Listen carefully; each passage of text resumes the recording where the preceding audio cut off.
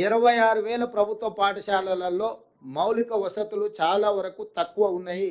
నిన్న మొన్న కొన్ని టీవీలలో కొన్ని రాజకీయ పార్టీల సొంత మీడియాలో పిల్లలకు బాత్రూమ్ లేరు, బారులు తీరిండ్రు, దీనికి రాష్ట్ర ప్రభుత్వం ఏం చేస్తుందని ఫోటోలు. నేను ఆ రాజకీయ పార్టీలకు, ఆ మీడియా మిత్రులకు అడుగుతున్నా, ఈ పాఠశాలలు ఏమైనా కొత్తగా పెట్టినవా, లేకపోతే తెలంగాణ రాష్ట్రం ఏమైనా ఇప్పుడే కొత్తగా ఏర్పడ్డా? Integrated residential schools, young India integrated residential schools ప్రతి కాన్స్టిట్యున్సీకి 20 నుంచి 25 ఎకరాలలో ఎస్సీ, ఎస్టీ, ఓబీసీ అండ్ మైనారిటీకి సంబంధించిన రెసిడెన్షియల్ స్కూల్స్కి అన్నిటికీ కూడా ఒక క్యాంపస్ క్రియేట్ చేసి గ్రూప్ 1, గ్రూప్ 2, గ్రూప్ 3కి సంబంధించిన పరీక్షల్ని తెలంగాణ పబ్లిక్ సర్వీస్ కమిషను ఒక అంగడి సరుకుగా మారితే దాన్ని కంప్లీట్గా ప్రక్షాళన చేసి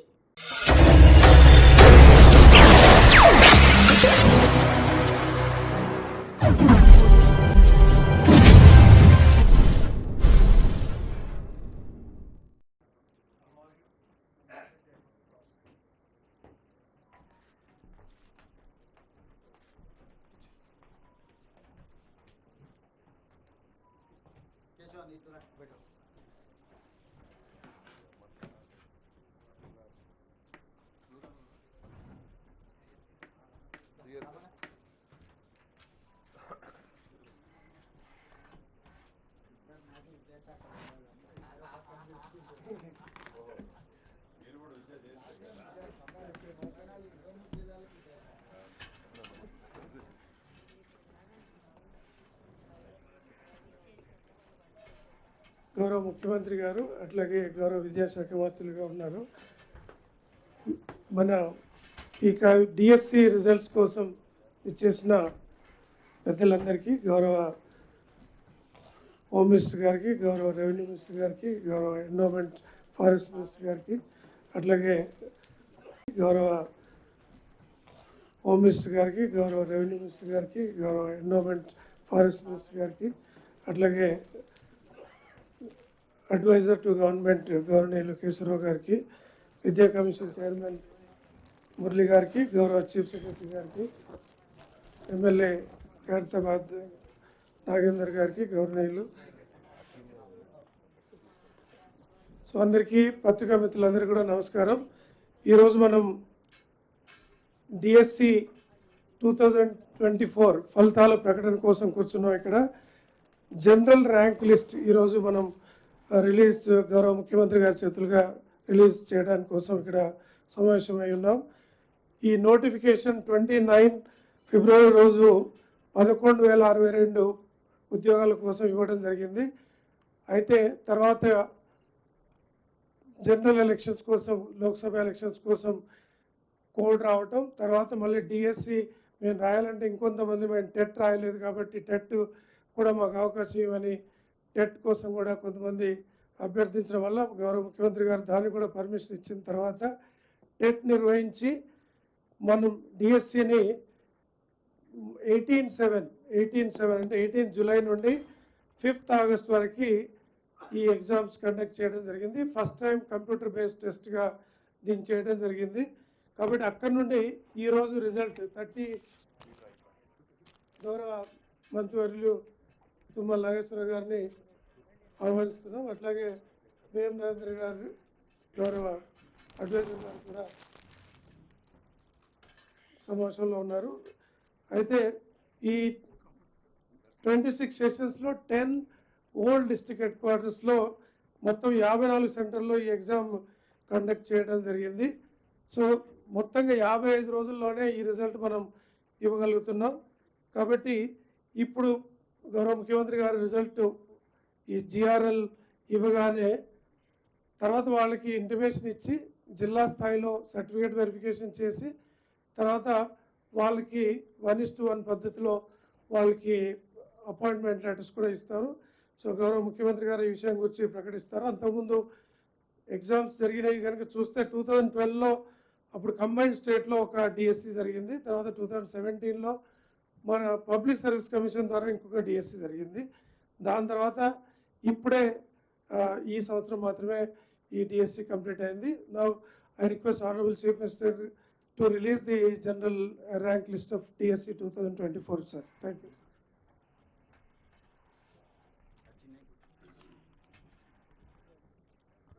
After that, sir will release the list.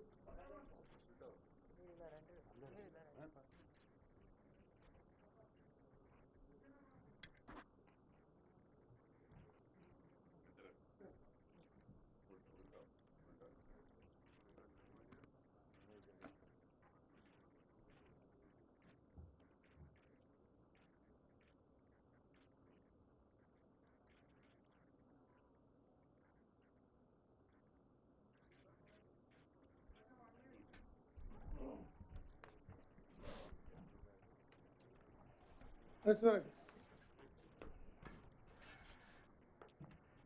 Release of the list.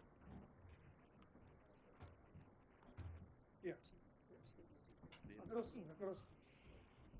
So DSC results ఇప్పుడు ప్రకటించడం జరుగుతుంది.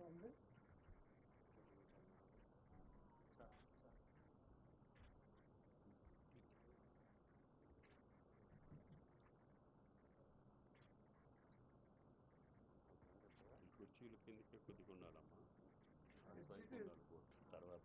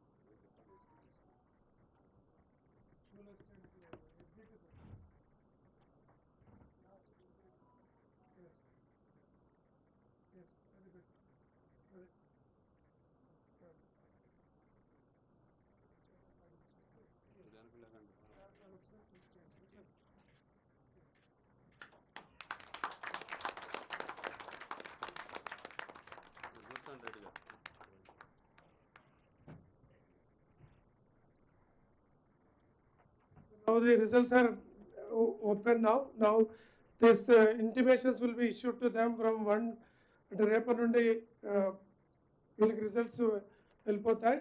వాళ్ళు జిల్లా స్థాయిలో పోయి సర్టిఫికేట్ వెరిఫికేషన్ 5th లోపల కంప్లీట్ చేసి తర్వాత గౌరవ ముఖ్యమంత్రి గారు ప్రకటించిన రోజు వాళ్ళకి అపాయింట్మెంట్ ఆర్డర్స్ ఇవ్వడం జరుగుతుంది. I request Honorable Chief Minister to give his message on this occasion. Thank you very much.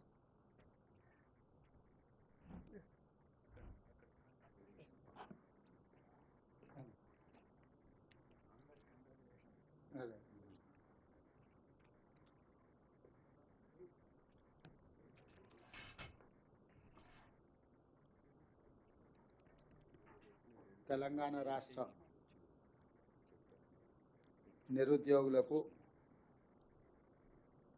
మనస్ఫూర్తిగా ఈ రాష్ట్ర ప్రభుత్వం తరఫున శుభాకాంక్షలు తెలియజేస్తున్నాం. డిఎస్సి 2024 ఫలితాల ప్రకటన పత్రికా సమావేశంలో సహచార మంత్రివర్గ సభ్యులు దామోదర్ రాజ్ నరసింహ గారు, తుమ్మల నాగేశ్వరరావు గారు, శ్రీమతి కొండా సురేఖ గారు, పొంగులేటి శ్రీనివాసరెడ్డి గారు, పెద్దలు తెలంగాణ రాష్ట్ర ప్రభుత్వ ప్రత్యేక సలహాదారు కె కేశవరావు గారు, దానం నాగేందర్ గారు, వేం నరేందర్ రెడ్డి గారు, అదేవిధంగా చీఫ్ సెక్రటరీ గారు, విద్యాశాఖకు సంబంధించిన అధికారులు, ముఖ్యంగా విద్యాశాఖకు సంబంధించిన అధికారులు చాలా శ్రమ చేసి అతి తక్కువ సమయంలో 11,062 టీచర్ ఉద్యోగ నియామక పత్రాలు అందించడానికి విశేషమైన కృషి చేసినారు. మనస్ఫూర్తిగా వారిని అభినందిస్తున్నాను.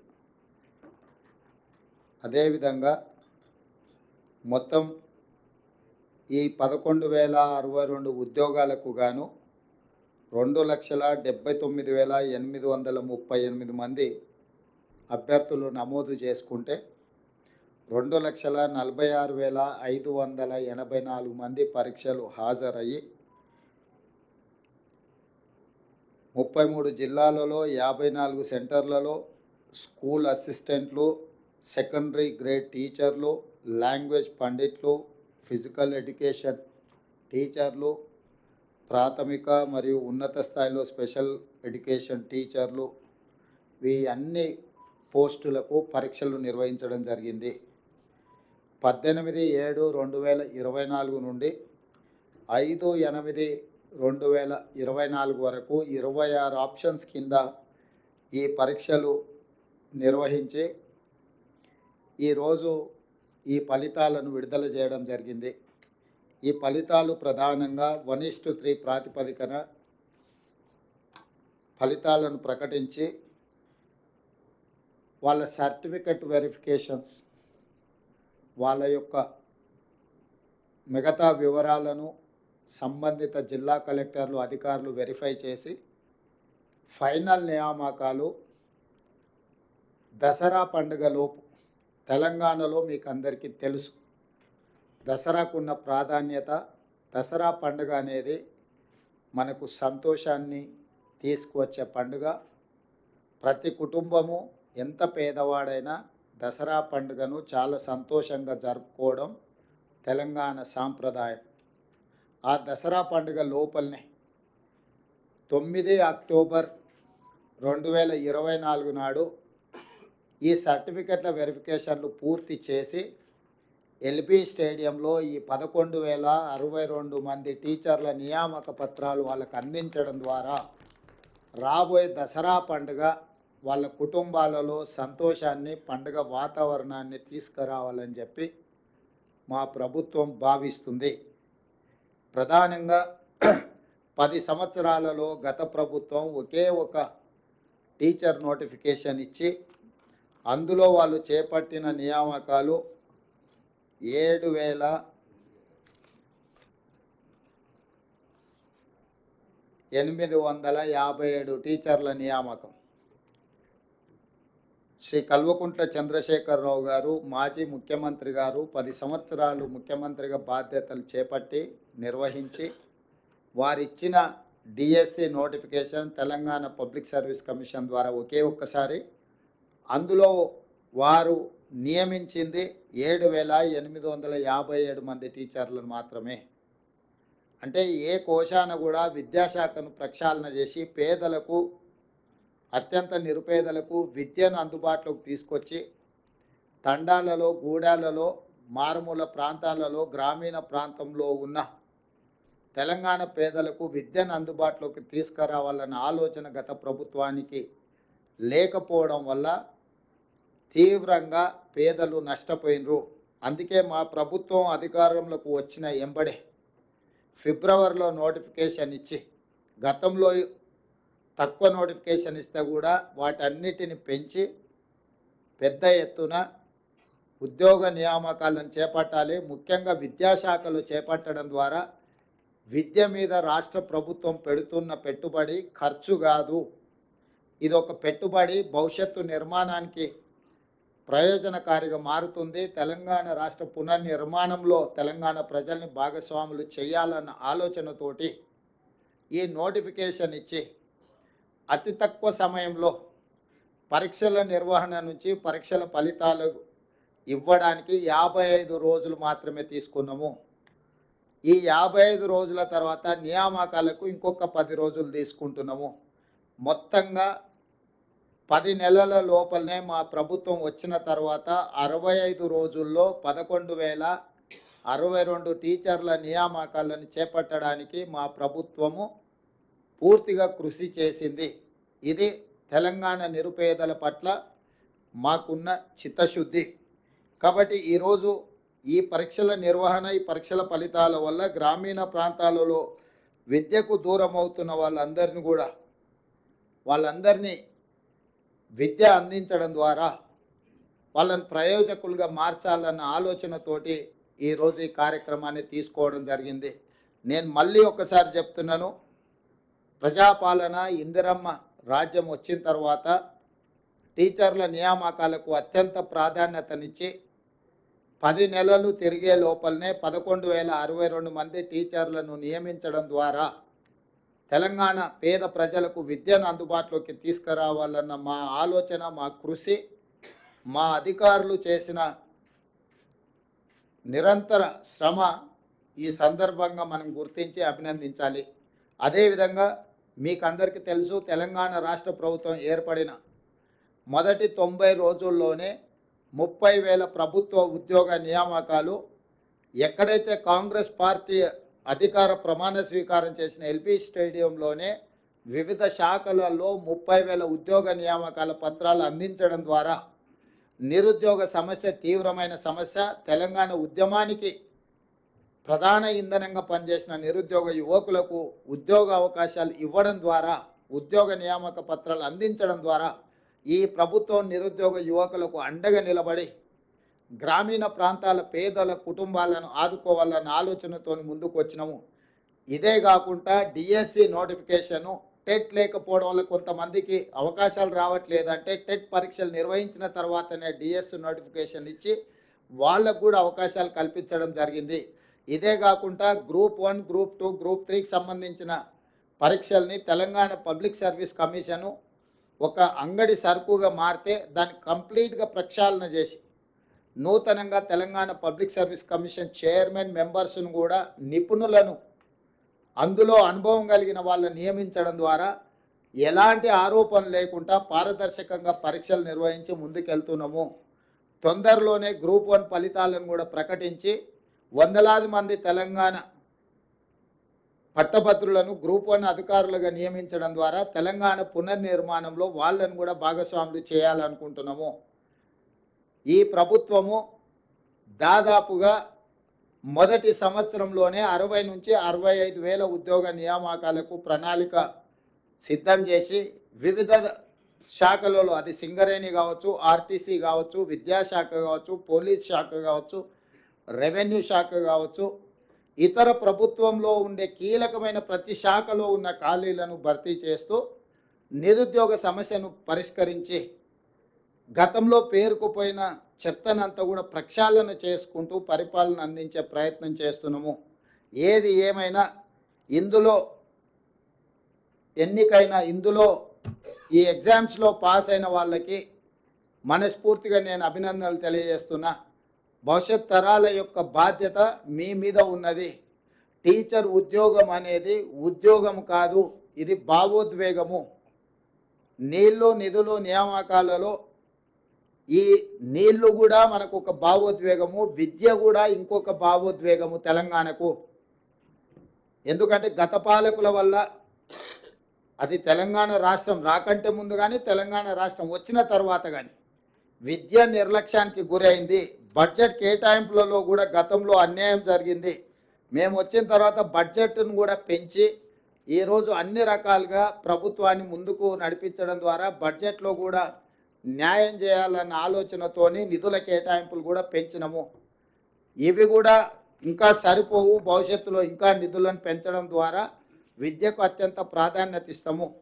ఇదే కాకుండా చంద్రశేఖరరావు గారు పదే పదే నేను SC, ST, OBC, minority residential schools ఇచ్చిన వాటి వల్ల చాలా ప్రయోజనం చేకూరింది అని వారు చాలా సందర్భాలలో చెప్పడం జరిగింది.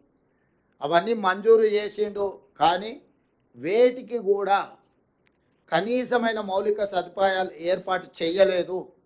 పిట్టగూళ్ళలో, పోల్ట్రీ ఫామ్లలో పేదల పిల్లల్ని సరైన వసతులు లేకుండా, సరైన భోజన సౌకర్యాలు లేకుండా నిర్లక్ష్యానికి లోనైంది.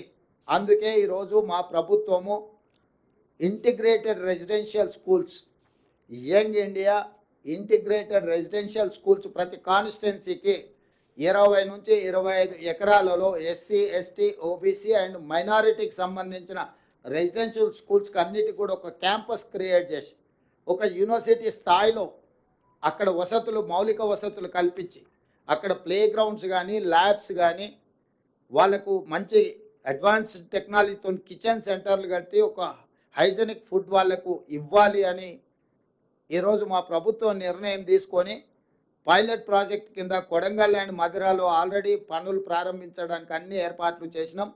100 అర్బన్ హైదరాబాద్ 19 నియోజకవర్గాలను పక్కన పెడితే దాదాపుగా గ్రామీణ ప్రాంతాలలో ఉన్న 100 శాసనసభ నియోజకవర్గాలల్లో ఈ యంగ్ ఇండియా ఇంటిగ్రేటెడ్ రెసిడెన్షియల్ స్కూల్స్ని పూర్తి స్థాయిలో వాటిని అభివృద్ధి చేయాలన్న ఆలోచనతోని దాదాపుగా ఒక్కొక్క స్కూల్కు 100 నుంచి 125 కోట్లు, అంటే దాదాపుగా 10 నుంచి 12,500 కోట్ల రూపాయలు దానికి ఖర్చు అవ్వడానికి అవకాశం ఉంది. దానికోసం నిధుల సేకరణతో పాటు ఈ ఇన్ఫ్రాస్ట్రక్చర్ అంతా కూడా మౌలిక వసతులను అందించడానికి మా ప్రభుత్వం పూర్తి స్థాయిలో ప్రయత్నం చేస్తుంది.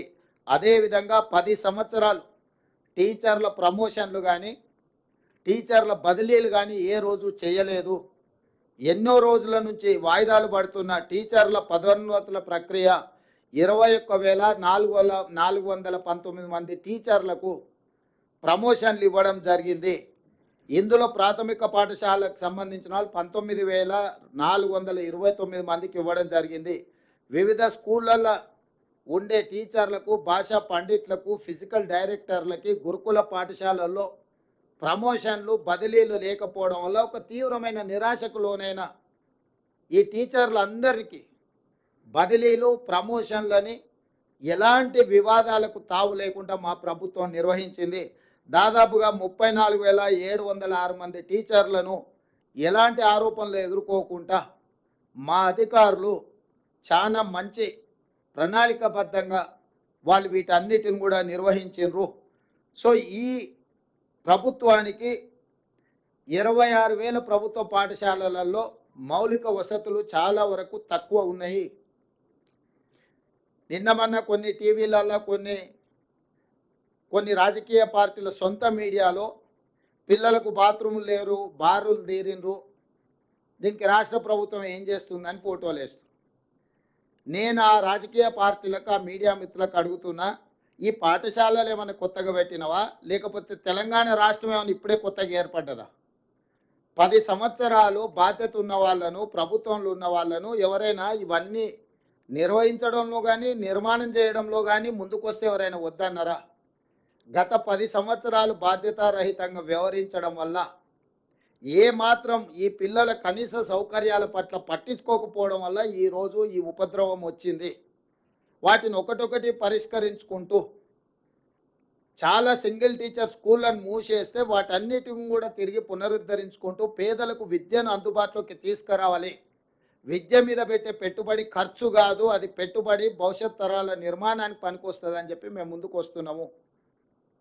అన్ని స్కూళ్ళలో మౌలిక వసతులను పెంపొందించడమే మా లక్ష్యము. ఆనాడు పండిట్ జవహర్లాల్ నెహ్రూ గారు ఎడ్యుకేషన్ అండ్ ఇరిగేషన్ రెవల్యూషన్ మీద వారు తీవ్రమైన కృషి చేయడం వల్లనే ఈరోజు ఈ దేశంలో ఇన్ని యూనివర్సిటీలు, ఇంతమంది డాక్టర్లు, లాయర్లు, ఇంజనీర్లు, ప్రపంచానికి మేధా సంపత్తిని మనం అందించగలుగుతున్నాం.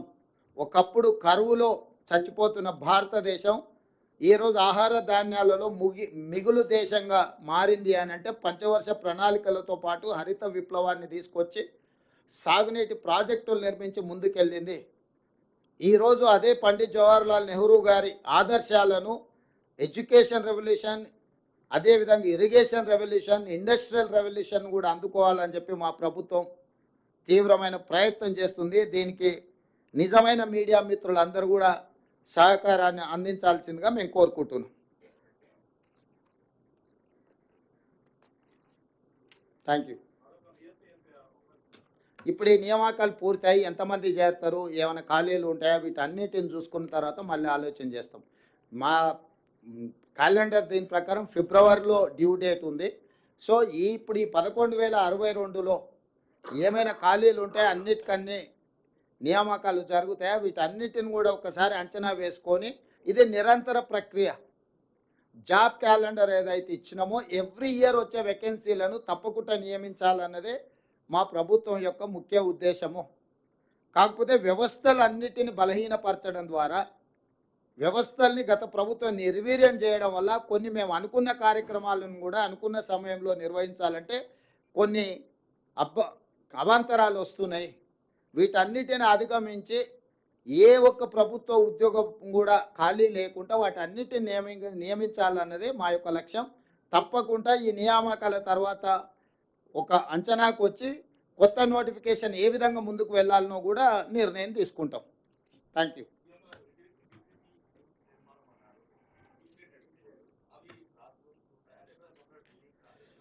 క్లాస్ రూమ్స్ ఉంటాయి, హాస్టల్ ఉంటుంది, టీచింగ్ స్టాఫ్ కూడా అక్కడనే వసతులు ఉంటాయి. టోటల్గా ఇంటిగ్రేటెడ్ అంటే దాంట్లో ప్రతిదీ ఉంటుంది.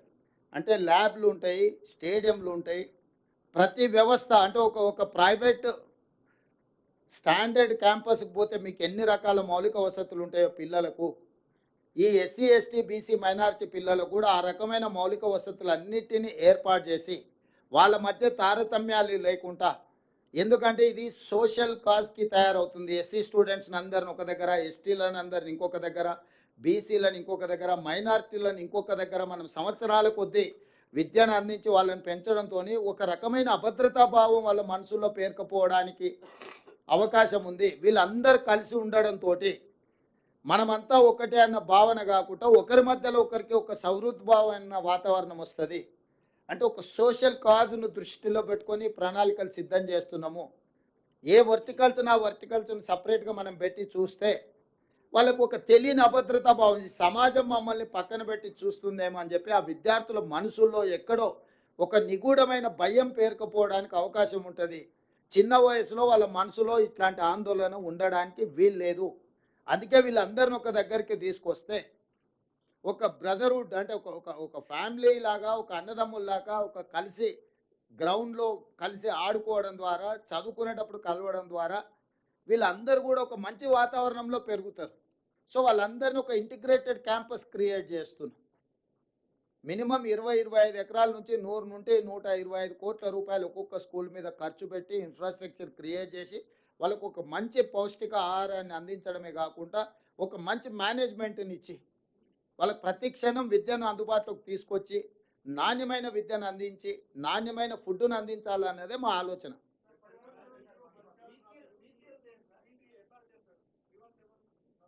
ఆల్రెడీ క్యాబినెట్ సబ్ కమిటీ ఇచ్చినాం, చాలా వరకు పరిష్కారమైన. మిగతా వాటి విషయంలో కూడా ప్రభుత్వం సానుకూలంగా పరిష్కరిస్తుంది. ఎందుకంటే వాళ్ళందరూ మనవాళ్ళు, వాళ్ళ సమస్యల్ని పరిష్కరించాల్సిన బాధ్యతనే మా ప్రభుత్వాన్ని. అందుకే క్యాబినెట్ సబ్ కమిటీ ఇచ్చినాం. చాలామందిని ఇండివిజువల్గా 1-on-1 అందరిని కలిసిన మా అధికారులకు కూడా ఈచ్ అండ్ ఎవ్రీ ఫ్యామిలీని పర్సనల్గా మాట్లాడి వాళ్ళ ఆప్షన్స్ తీసుకోండి, వాళ్ళకు ఉన్న అభ్యంతరాలు తీసుకోండి, వాళ్ళకి ఏ విధంగా ప్రభుత్వం సహాయం అందించగలదో కూడా వాళ్ళని ఒకరొకరిని కలవండి అని చెప్పి మా ఆఫీసర్కి చెప్పినాం, మా క్యాబినెట్ సబ్ కమిటీకి చెప్పినాం. మ్యాక్సిమం అందులో చాలామంది సమస్యల పరిష్కారం ఇంకా కొన్ని మిగిలినట్టు ఉన్నాయి. గత పాలకుల యొక్క పాపాలను ఒకటొకటిగా కడుక్కుంటూ వస్తున్నాం. ఇది కూడా కడుగుతాం, వీటిని కూడా పరిష్కరిస్తాం.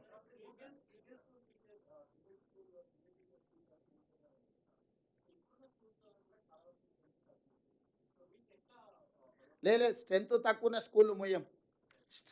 స్ట్రెంత్తో నేను కంపేర్ చేసి స్కూళ్ళు తెరవడం మూయడం జరిగితే పేదలకు విద్య దూరం అవుతుంది. పేదలను విద్య నుంచి దూరం చేసే ఉద్దేశం మాకు లేదు. పేదలకు విద్య అందించడమే, వాళ్ళు ఎక్కడుంటే అక్కడికి వెళ్ళి మనం విద్య అందించాలనేది మా విధానం. ఇట్స్ వాళ్ళ రైట్ టు ఎడ్యుకేషన్ యాక్ట్ తీసుకొచ్చిందే కాంగ్రెస్ పార్టీ, శ్రీమతి సోనియా గాంధీ గారు. సో వాళ్ళకు విద్య అనేది హక్కు. ఆ హక్కును కాలరాసే అధికారం ఎవరికీ లేదు. దాన్ని ఆర్థికపరమైన అంశాలతో ముడిపెట్టే ఉద్దేశం మాకు లేదు. మంచి ప్రణాళికతో ముందుకు వస్తాం, వాళ్ళందరికీ విద్యను అందుబాటులోకి తీసుకొస్తాం. వాళ్ళు ఉన్న దగ్గరికైనా మేము వెళ్ళి విద్యను అందనిస్తాం, లేకపోతే వాళ్ళు వస్తున్న దగ్గరికి తీసుకెళ్ళైనా వాళ్ళకి విద్య అందుబాటులోకి తీసుకొస్తాం. కాబట్టి విద్యా అవకాశాలు లేకపోవడం అనేది తెలంగాణ రాష్ట్రంలో ఉండదు.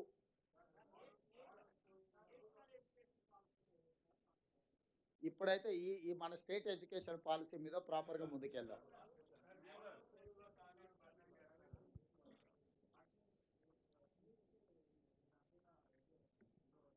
అవే ఇంటిగ్రేటెడ్ రెసిడెన్షియల్ స్కూల్స్, అవే అక్కడక్కడ పోల్ట్రీ ఫామ్లలో పెట్టిన అన్నిటినీ ఏ కాన్స్టిట్యున్సీ ఆ కాన్స్టిట్యున్సీకి తీసుకెళ్ళి అక్కడనే 20 నుంచి 25 ఎకరాలలో వాటికి మొత్తం వ్యవస్థ ఏర్పాటు చేసి ముందుకు తీసుకెళ్తాం.